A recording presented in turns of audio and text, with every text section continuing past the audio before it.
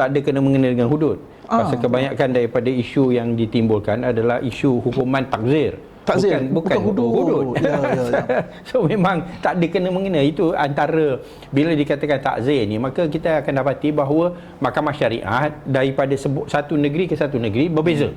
Kerana dia takzir. Takzir ni maknanya benda yang bukan hukum yang qat'i dan berdasarkan kepada ijtihad yang dilakukan oleh kerajaan dan ulama pada ketika itulah. Maka di negeri Perak mungkin berbeza, di negeri Selangor mungkin berbeza, di negeri Kelantan mungkin pandangannya berbeza. Kerana ianya isu-isu hukum takzir, bukan hukum hudud.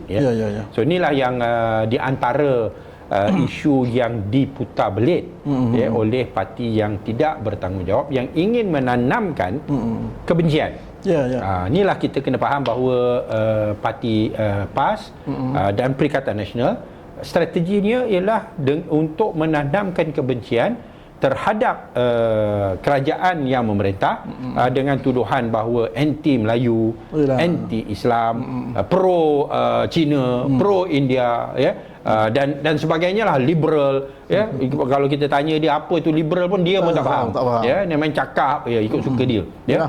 Itulah, cuma bila Haji lihat keadaan sekarang, sebelum ni telah agak terkawal untuk tidak, dan apa lagi ditegur oleh Majlis Raja-Raja, oleh Agung sendiri agar tidak memainkan isu-isu 3R. Nampak gaya, walaupun sebenarnya benda ni lebih kepada isu-isu perlembagaan, tapi orang kata apa, dibawakan, diselewengkan dan dicenderungkan dia seolah-olah hal-hal itu tadi Islam tercabar. Benda macam tu. Jadi sebenarnya tak serik ke PAS ni? Dia tak ada modal. Itu saja modal yang ada pada dia.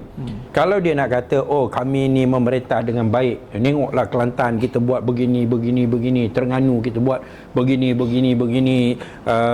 Kedah kita buat begini, Perlis kita buat begini, maka cara pemerintahan kita adalah lebih telus, lebih adil, mendatangkan kebajikan kepada rakyat. Dan sebenarnya dia nak cakap macam tu tak boleh.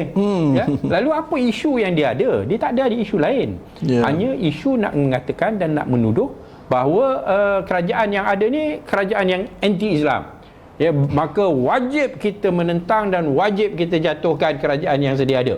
Inilah yang menjadi hujah mereka, dan apa saja yang boleh mereka kaitkan atas tema yang sedemikian rupa, mereka akan lakukan, walaupun ianya merupakan penyelewengan fakta dan pembohongan. Sebenarnya apa yang berlaku sekarang ini satu perkara yang ramai merasa memang perlu penjelasan.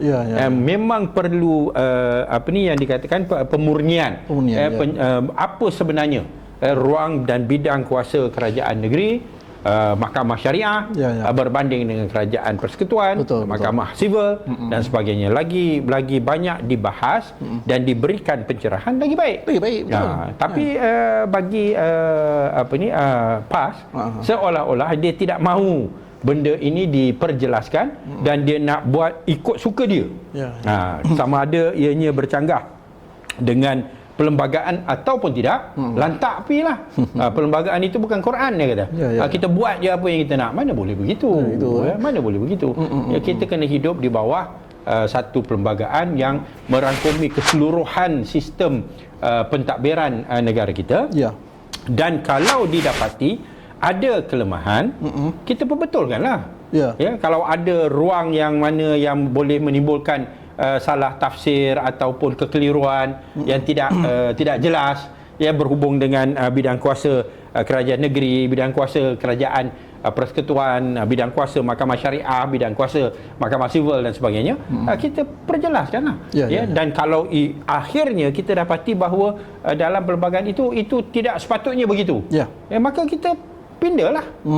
Kita usahakanlah berikan penjelasan kenapa tak sepatutnya tidak begitu, dan kita bawalah satu usul untuk membuat pindaan perlembagaan. Itu yang sepatutnya.